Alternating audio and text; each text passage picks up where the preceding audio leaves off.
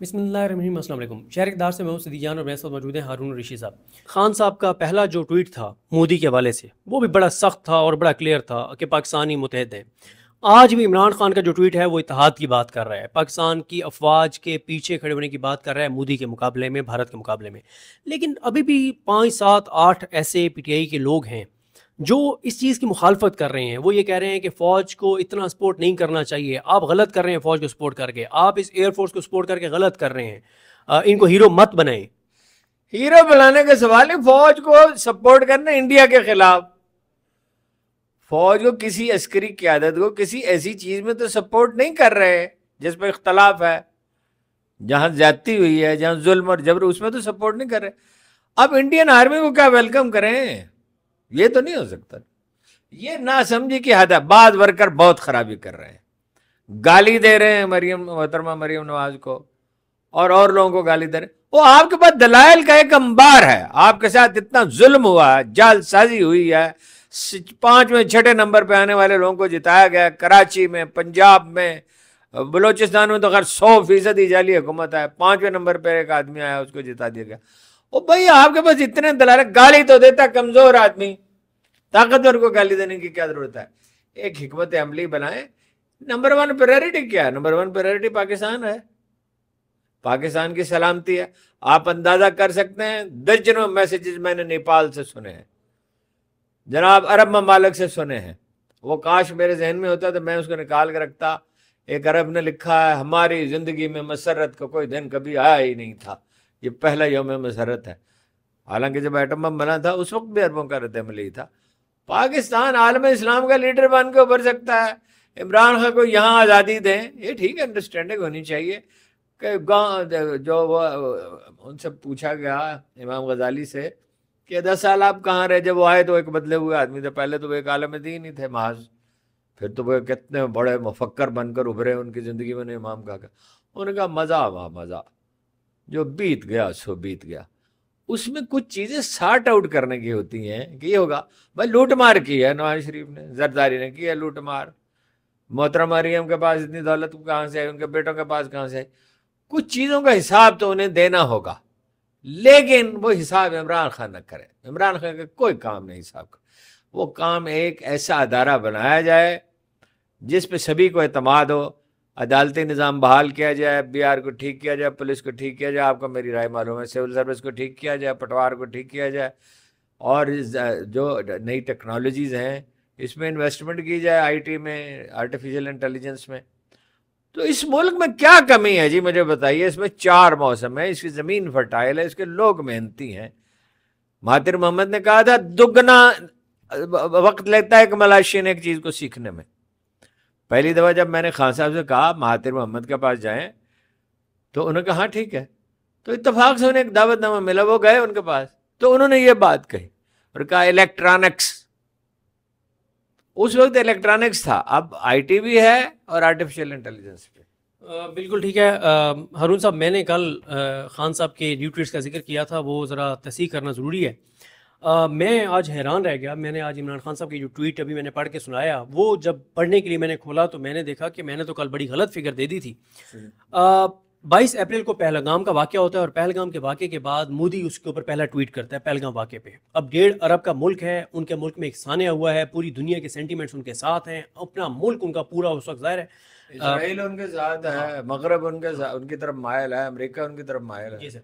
اب جو مودی نے ٹویٹ کیا تو ان کا وہ ٹویٹ تھا 52,000 ری ٹویٹ۔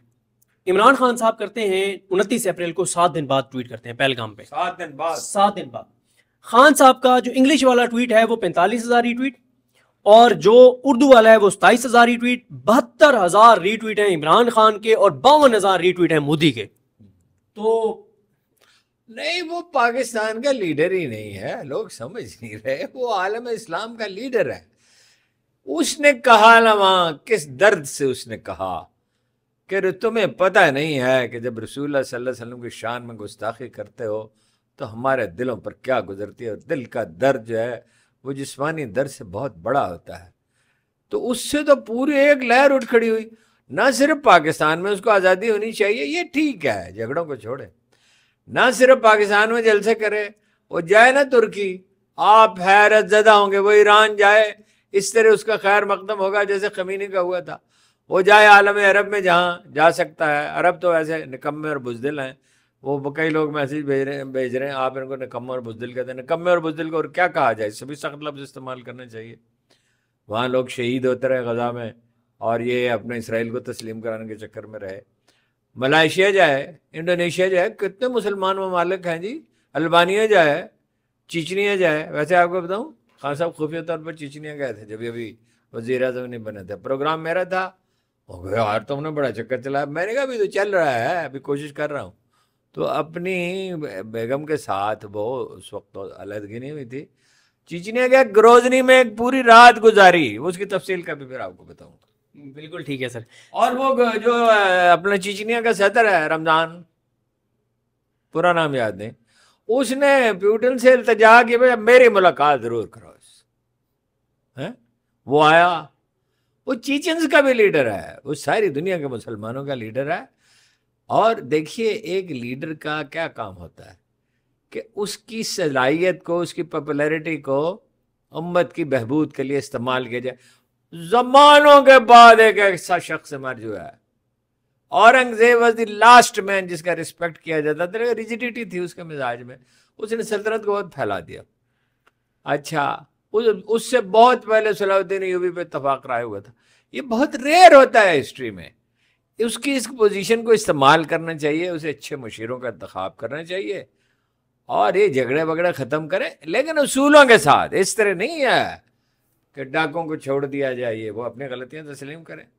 ہارون صاحب یہ بتائیں کہ آج جو 4-5 ڈیولپمنٹس ہوئیں, علیمہ خان صاحبہ کا نام ای سی ایل سے نکل گیا, رؤف حسن صاحب کا نام ای سی ایل سے نکل گیا, علیمہ خان صاحبہ کی اڈیالہ میں عمران خان صاحب سے ملاقات کروا دی گئی 54 دن کے بعد, اور ای سی ایل سے نام نکلا ہے 20 ماہ کے بعد, اور رؤف حسن کا 1.5-2 سال وہ بھی تھا. مخصوص نشستوں والا کیس آگے چلا گیا, ان کی پرول والا پہ رہائی والا کیس بھی کا لگ گیا. میرا ہارون صاحب آپ سے سوال یہ ہے کہ 10 مئی جو ایک یکجہتی کا ماحول بنا, کیا اس کو آگے بڑھانے کا فیصلہ ہوا ہے کہ ملک کے اندر ایک یکجہتی رہے, اور یہ جو چیز ہے یہ آپ کو شارٹ ٹرم لگتی ہے یا دیر پا لگتی ہے؟ میں نہیں کہہ سکتا. دیکھیے گزارش یہ ہے کہ یہ آپشن انہوں نے اوپن تو کیا نا, اس کا تو ویلکم کرنا چاہیے نا. ایک آدمی آپ کے پاس آتا ہے, وہ کہتا ہے میں صلح کرنا چاہیے, اس کا تو آپشن کرنے, اس کا تو ویلکم کرنا چاہیے نا. اب یہ مطلب وقتی طور پہ ہے, ضرورت پڑ گئی ہے عمران خان کی. مجھے اندازہ ہے کن صاحب کے ذریعے بات ہوئی ہے, جس کا دونوں طرف اعتماد ہے, دونوں طرف رابطے ہیں, اس کے دیکھیے یہ وقتی طور پہ ہے اگر تو دوسری بات ہے, لیکن بدگمانی سے کام نہیں لینا چاہیے. بدگمانی ایسی چیز نہیں ہے. اگر وہ کرنا چاہتے ہیں, بہتری کرنا چاہتے ہیں, اور اس کو فارمولہ بن جائے گا اگر بنانا چاہے. بڑے بڑے لائق اور بڑے بڑے نفیس لوگ موجود ہیں, اور ان کے ذریعے بات کی جائے تو انشاءاللہ اچھا نتیجہ نکلے گا. ابھی اس پہ حتمی رائے نہیں دے سکتے. ہارون صاحب یہ بتائیں کہ خان صاحب کے بیٹوں کا انٹرویو آیا ہے, وہ آپ نے سنا بھی ہے, دیکھا بھی ہے, اس کی اہم چیزیں کیا ہیں وہ بھی ذرا. بیٹوں کو تو پتہ نہیں تھا نا, بیٹوں نے تو پہلے اجازت لے لی تھی کہ بھائی ہم تنگ آئے ہوئے. ظاہر ہے اولاد کو تو بڑی محبت ہوتی ہے. اماں نے بھی کہا کہ میرے بیٹوں کا انٹرویو دیکھیں جی سر, اور وہ اس کو ری ٹویٹ کریں, اور اس کو بے شمار لوگ دیکھ چکے ہیں. اب وہ میں انگریزی میں پڑھنے کی بجائے اردو میں پڑھ دیتا ہوں سر. ٹھیک ہے جی. تو یہ 1 منٹ معافی چاہتا ہوں. نہیں کوئی ایشو نہیں ہے سر, ٹیلی فون بالکل آپ اس کو نکال لیں. اور نہیں ابھی بس جی جی, انہوں نے کیا کہا اپنے والد کے بارے میں, کہا وہ اس قسم کا آدمی ہے کہ اپنے ساتھ ظلم کی کبھی شکایت نہیں کرے گا. وہ ہمیشہ اپنے سے زیادہ ہمارے بارے میں فکر مند رہے ہیں. جب بھی ان سے ہماری بات ہوئی, ہمیں ہمارے والد نے چپ رہنے کو کہا تھا, لیکن اب پانی سر سے گزر چکا. ہمارے والد کو جس جیل میں رکھا گیا ہے وہ جیل نہیں, ایک ٹارچر سیل ہے. صحافیوں اور عام شہریوں کو اغوا کر کے تشدد کا نشانہ بنایا گیا, اور لوگوں کو مجبور کیا گیا کہ وہ پارٹی سے لا تعلقی اختیار کریں. ہمارے والد عمران خان کو 2 سال سے قید تنہائی میں رکھا ہوا ہے. کاش ہم اپنے والد سے فون پر گفتگو کر پاتے. عدالت نے ہر ہفتے بات کرنے کا حکم دیا ہے, لیکن 2 مہینوں تک ہمارے ساتھ بات نہیں کرائی جاتی. ہمارے والد 70 سال کے ہیں, انہیں گولی گولی ماری گئی، گولی ماری نہیں گئی، ان پہ فائرنگ کی گئی، انہیں قتل کرنے کی کوشش کی گئی، علاج کے لیے ڈاکٹر بھی نہیں دیا گیا۔ انصاف نہیں ہے، یہ اذیت رسانی ہے۔ آج وہ سزائے موت کے قیدیوں کے لیے بنائے گئے 7 فٹ 8 فٹ کے سیل میں ہیں جہاں نہ روشنی ہے، کوئی وکیل نہیں، کوئی ڈاکٹر نہیں۔ جب ہم نے قدم اٹھانے کا فیصلہ کیا تو ہمارے خاندان کے کچھ افراد ہچکچاہٹ کا شکار تھے، لیکن ہم پوری کوشش کرنا چاہتے ہیں۔ ہم اپنا چہرہ عوام کے سامنے لانے کے لیے تیار ہیں، اور اگر ہمیں بین الاقوامی برادری سے اپیل کرنی پڑے یا ٹرمپ جیسے لوگوں سے بات کرنی پڑے تو ہم اس سے بھی گریز نہیں کریں گے۔ ہمارے والد کو سزائے موت کی دھمکیاں دی جا رہی ہیں۔ ہماری 2 ہفتے قبل ابا سے بات ہوئی، وہ ابا کہتے ہیں، آپ کو پتا ہے؟ اچھا، ابا کہتے ہیں۔ ایک دن میرے سامنے ان کو بلایا، میں نے کہا یہ تو بڑے ڈپریس ہے۔ اس نے کہا پاکستان ایک میچ ہار گیا کرکٹ کا۔ میں نے کہا جاؤ ورزش کرو۔ ہاں جی، اچھا 2 ہفتے قبل ابا سے بات ہوئی۔ کئی بار صبح 4 بجے پیغام آتا ہے کہ تھوڑی دیر بعد بات ہوگی، اور ہم 6 گھنٹے انتظار کرتے رہتے ہیں۔ ہمیں کئی ملاقاتیں منسوخ کرنا پڑتی ہیں کہ اس دوران کال آ گئی تو رہ نہ جائے، کال کا وقت مقرر نہیں ہے، بے ترتیبی سے بات کرائی جاتی ہے، اس کا مقصد ہمیں پریشان کرنا ہے۔ اس انٹرویو کی وجہ یہ انٹرویو ہے۔ حالات کافی مایوس کن ہوتے جا رہے ہیں، اور ہمارے والد کو سزائے موت کی دھمکیاں دی جا رہے ہیں۔ ہمارے والد کو معلوم ہے کہ ہم یہ انٹرویو دے رہے ہیں، اور ہم نے ان سے اجازت لی تھی، لیکن اب تو حالات میں کچھ تبدیلی ہے، لیکن بہرحال یہ تاریخ کے ریکارڈ کیسے تو رہے گا۔ بالکل۔ آخری میرا سوال یہ ہے کہ یہ جو آپ کہہ رہے ہیں کہ ہو سکتا ہے کہ حالات تبدیل ہوں، تو پھر میاں صاحب کے پلیٹلیٹس کا کیا بنے گا؟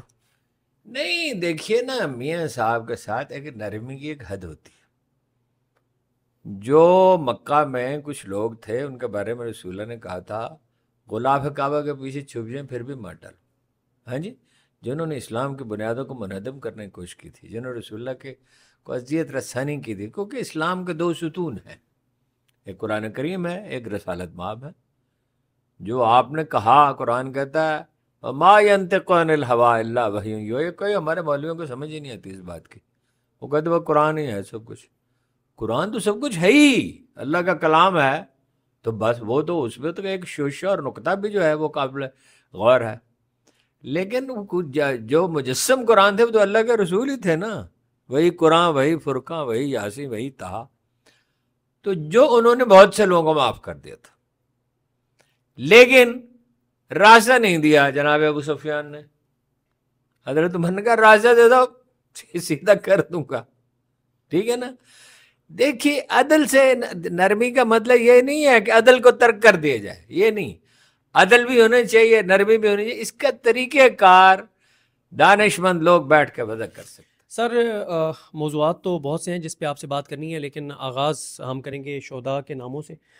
پہلے میں یہ عرض کر دوں کہ یہ جو ہوا 22 اپریل سے لے کے اور 10 مئی تک، اس میں ہمارے 40 جو ہیں وہ سویلینز شہید ہوئے ہیں، جن میں 7 خواتین ہیں اور 15 بچے ہیں۔ جو زخمی ہوئے ہیں سویلینز وہ 121 ہیں، اور جس میں سے 10 عورتیں اور 27 بچے ہیں۔ یہ جو سر سویلینز شہید ہوئے ہیں یا زخمی ہوئے ہیں، ان کے نام ہم کل جو ہے وہ لسٹ لے کے، ایگزیکٹ ہمارے پاس کچھ نام ہیں لیکن وہ ہم نے ان کو ویریفائی کرنا ہے، وہ کر کے ہم ان کے نام ضرور لیں گے۔ ابھی جو ہمارے پاس ویریفائڈ نام ہیں وہ پاک فوج کے 11 شہداء کے نام ہیں، اور ان کے ہم ضرور ذکر کرنا چاہیں گے۔ ویسے 78 جو ہیں وہ شہید بھی ہیں، جو 11 فوج کے زخمی ہیں، 11 شہید ہیں، 11 شہید ہیں۔ جو شہید ہیں سر، ان میں نائک عبد الرحمن ہیں، لانس نائک دلاور خان ہیں، لانس نائک اکرام اللہ ہیں، نائک وقار خالد ہیں، سپاہی محمد عدیل اکبر ہیں، اور سپاہی نثار ہیں۔ اور جو ایئر فورس کے شہید ہیں سر، اس میں اسکواڈرن لیڈر عثمان یوسف ہیں، چیف ٹیکنیکل اورنگزیب ہیں، سینئر ٹیکنیشین نجیب ہیں، ایک ٹیکنیشین فاروق ہیں، اور سینئر ٹیکنیشین مبشر ہیں۔ سر، آپ ان شہداء کی فیملیز کو کیا کہنا چاہیں گے؟ دیکھیے جی، شہید کا مرتبہ کے بارے میں ہم کیا کہہ سکتے ہیں؟ ابھی آپ کو ایک واقعہ سنایا تھا، ایک آدمی جو ہے وہ جنگ احد میں، غالباً جنگ احد تھی، وہ آیا، اس نے کہا یا رسول اللہ میرا دل تو آمادہ ہو گیا ایمان لانے کے لیے۔ اس نے کلمہ پڑھا اشہد ان لا الہ الا اللہ و اشہد ان محمد عبدہ۔ وہ کھجوریں کھا رہا تھا، آپ کو پتہ یہ عرب کیسے تھے، وہ کھجوریں اس نے پھینک دی، تلوار لے کے گیا اور شہید ہو گیا۔ جنگ لڑی، بہت سے لوگوں کو مارا، اس نے شہید ہو گیا۔ رسول اللہ صلی اللہ علیہ وسلم نے کہا لاؤ پتہ کرو، بہت خیال رکھتے تھے اس بات کا۔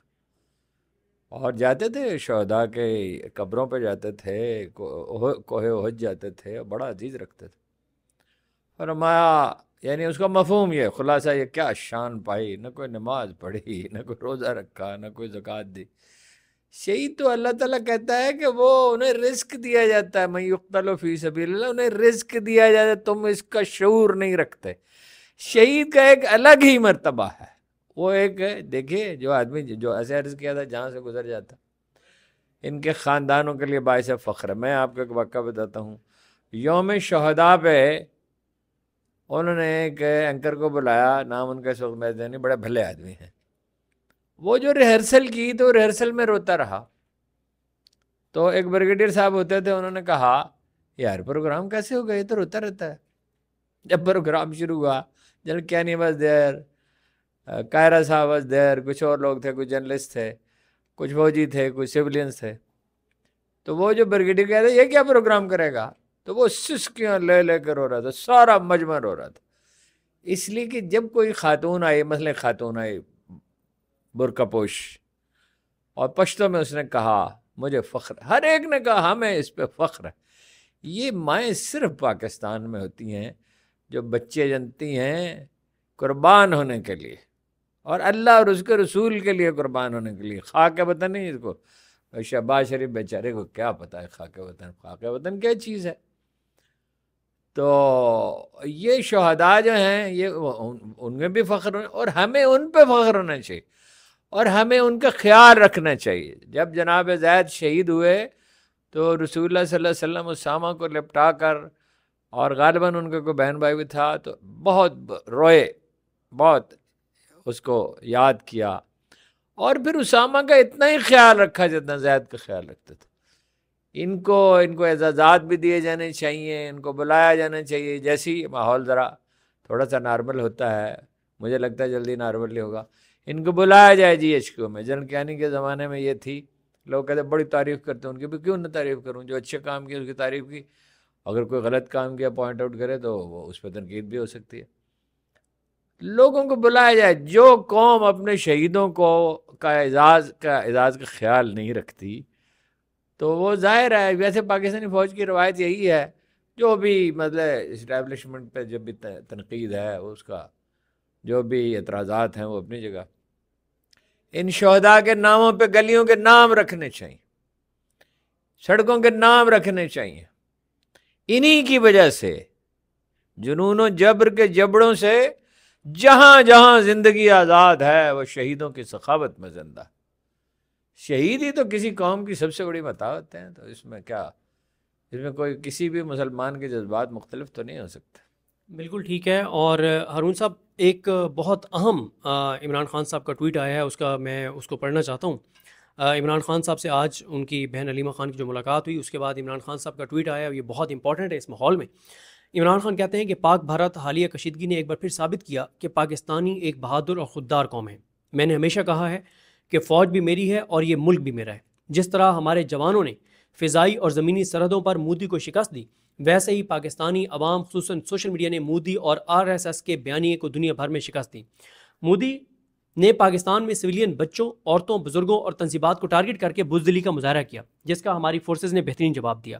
ہم ان بزدلانہ حملوں میں شہید ہونے والے سویلینز اور ملٹری آفیشلز کی فیملیز کے غم میں برابر کے شریک ہیں۔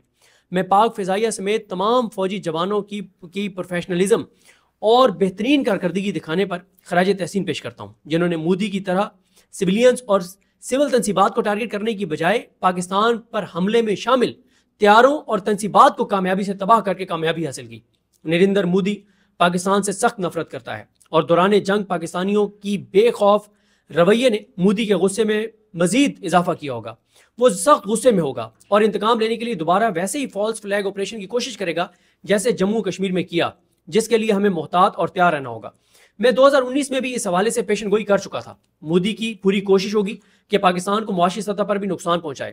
کسی بھی نئے حملے کی صورت میں قوم کو تیار اور متحد رہنا ہوگا۔ سیکنڈ لاسٹ بات، عمران خان کہتے ہیں کہ دوران جنگ فوری رد عمل دینا انتہائی ناگزیر ہوتا ہے۔ جنگیں 60% تک اعصاب سے لڑی جاتی ہیں، اور اس لیے ایسی لیڈرشپ کا ہونا انتہائی اہم ہے جسے قوم کی حمایت حاصل ہو اور جو فوری طور پر بڑے فیصلے کرنے اور کسی بھی حملے کا جواب دینے کی طاقت رکھتی ہو۔ حالت جنگ میں فوج کو عوام کی حمایت کی بہت ضرورت ہوتی ہے۔ اور قوم کا مورائل بہت اہمیت رکھتا ہے جو فوج کا سہارا بنتا ہے. اس لیے میں مسلسل اس بات پر زور دیتا آیا ہوں کہ ہمیں اپنے لوگوں کو آئسولیٹ نہیں کرنا چاہیے اور نظام انصاف کو زندہ کرنا چاہیے. یہ ہے عمران خان صاحب کی آج کی گفتگو اور ٹویٹ. دیکھیں اس میں 2-3 پوائنٹ ہے. ایک تو وہ آبویس پوائنٹ ہے، قوم میں اور فوج میں یکجہتی ہوگی، ان کی پوری نفسیاتی جذباتی عملی مدد درم سخن ہوگی تو وہ اس کے مورائل کا کیا کہنا. اب یہ جو 5 پائلٹ ہیں جنہوں نے 5 جہاز گرا دیے، تو انہوں نے with in a few minutes سارا ماحول ہی بدل ڈالا. اب دوسرا نقطہ اس میں یہ ہے کہ عمران خان کہتے ہیں یہ فوج بھی میری ہے، یہ ملک بھی میرا ہے، اور اس پہ ان کا عمل گواہ ہے. وہ آئے، اس کے بعد کوئی ڈرون حملہ نہیں ہوا. انڈیا نے 370 اے جو ہے اور 35 اے کو منسوخ کیا اور ان کی وہ جو داخلی خود مختاری ختم کی. تو عمران خان نے وہی کیا جو انہیں کرنا چاہیے تھا. وہ ڈٹ کے کھڑے ہوئے اور انہوں نے کہا کہ مودی تم ہمیں جانتے نہیں ہو، اور یعنی مورائل قوم کا ہائی رکھا. طیارے آپ کو پتہ گرا دیے گئے، انہیں حکم دیا. یہ جنرل باجوہ تو ریلکٹنٹ تھے اور وہ تفصیلات بھی معلوم ہے، اس میں تفصیلات میں جانے کی ضرورت نہیں ہے. اور وہ بالکل انہوں نے ٹھیک کہا ہے. وہ انڈیا ہم سے طاقتور کیسے ہو گیا؟ وہ تو بنگلہ دیش کے ایک افسر نے لکھا ہے کہ پاکستان تو نے وہ کمال کر دکھایا کہ جو تصور بھی نہیں کیا جا سکتا تھا. کل بھی میں نے کہا تھا، میں دہراتا ہوں، پاکستان ریلیونٹ ہو گیا عالمی تناظر میں. اس خطے کی جو آبادی ہے 1.5 ارب، چین کی 1.40 کروڑ 1.30 کروڑ شاید انڈیا کی ہے، اور 25 کروڑ یہاں کی، اور بنگلہ دیش کی کوئی 18 19 16 17 کروڑ ہے. اس میں اب پاکستان کا رول سب سے بڑھ گیا ہے. پاکستان مستقبل کے فیصلے کرے گا. شرط ایک ہے، قوم آپس میں نہ لڑے. آپس میں جب لڑیں گے، دیکھیے عمران خان نے نہایت ذمہ داری کا، نہایت حب الوطنی کا مظاہرہ کیا. اور کیوں نہ کرے؟ یہی وہ آدمی جس نے ورلڈ کپ جیتا تھا، یہی آدمی جس نے شوکت خانہ بنایا تھا جب وہ اس کے پاس کوئی اختیار تو نہیں تھا، یہی آدمی جس نے نمل کالج بنایا تھا، 10,000 شیلٹر ہومز بنائے تھے. بھائی اختلافات بھی ہوتے ہیں، ناراضگیاں بھی ہوتی ہیں، لیکن ناراضگی کو مستقل رکھنا احمقوں کا شیوا ہے. یہ بغض و عناد انسانوں کا کام نہیں ہے، بھلے لوگوں کا کام نہیں ہے. اور اچھا ہے اس طرف پیش رفت ہو رہی ہے. اس نے کلیئر بالکل واضح پیغام دیا ہے کہ میں آپ کے ساتھ کھڑا ہوں. آخری نقطہ یہ ہے کہ جناب نواز شریف، جناب شہباز شریف اور محترمہ مریم نواز کبھی اس طرح کا میسج نہیں دے سکتے. مودی کا نام ہی نہیں لے سکتے وہ، اور اس کی مذمت نہیں کر سکتے. بھائی مودی قاتل احمد آباد کے 2000 مسلمانوں کا. اور اس کے بعد اس نے کہا، اس سے پوچھا کہ آپ کو افسوس ہے؟ اس نے کہا پلہ بھی گاڑی کے نیچے آ جائے تو افسوس ہوتا ہے. یہ نہیں کتے کے پلے سے تشویش. اس کے بعد 3 کارڈ ہیں. ابھی بھی ایک پروگرام میں پورا نہیں دیکھ سکا، وہاں سے ہو رہا تھا، برٹش ٹی وی سے ایک دوست نے بھیجا، ذمہ دار دوست نے. وہ کہہ رہا تھا مسلمانوں کے خلاف نفرت پھیلائی مودی نے، پاکستان کے خلاف نفرت پھیلائی، تعصبات کو بھرا. یہ شکست خوردہ لوگوں کا کام ہے. یہ برٹش، وہ کوئی لگتا تھا، میں نے میسج بھی کیا، بھی اس کا جواب نہیں، شاید پروگرام کے دوران آ جائے. یہ کون صاحب ہے؟ ساری دنیا کہہ رہی، ڈیلی ٹیلی گراف کہہ رہا ہے، جیفری سیچ کہہ رہا ہے. او بھائی انڈیا کے اندر خود پراوین سوامی کہہ رہا ہے کہ بھائی ان سے کہا تھا یہ حماقت نہ کرو، پاکستان سے انڈیا جنگ نہیں لڑ سکتا. اس کی وجہ یہ، فرض کیجئے وسٹ کم وسٹ سیناریو، جو بدترین سیناریو ہے، وہ داخل ہو جائیں یہاں پہ، وہ یہاں پہ قابض ہو جائیں، بول تو ہوں گے کیسے؟ تو ان کو 1-2 کروڑ فوج چاہیے اس علاقے پہ قبضہ رکھنے کے لیے. بنگلہ دیش میں تو رکھ نہیں سکے، جہاں ان کی ٹاؤٹ تھی حسینہ واجد، اس کا باپ بھی جو تھا وہ ان سے ملا ہوا تھا. وہ تو ہم نے غلطی کی، اس کو اقتدار دیتے ہوئے 6 مہینے میں بنگالی اس کے خلاف اٹھ کے کھڑے ہو جاتے، خود بنگالی، ہمیں کیا ضرورت پڑی تھی؟ یہ 2 پاکستان بن گئے ہیں، لوگوں نے غور ہی نہیں کیا. بنگلہ دیش اب پاکستان ہے، باقی وہ داخلی خود مختاری 100% ان کی ہے. وہ ہم سے کوئی مطالبہ ہے ضرور کریں جو ان کا جائز حق ہے. وہ کہتے $4 بلین دے، بالکل دینے چاہیے.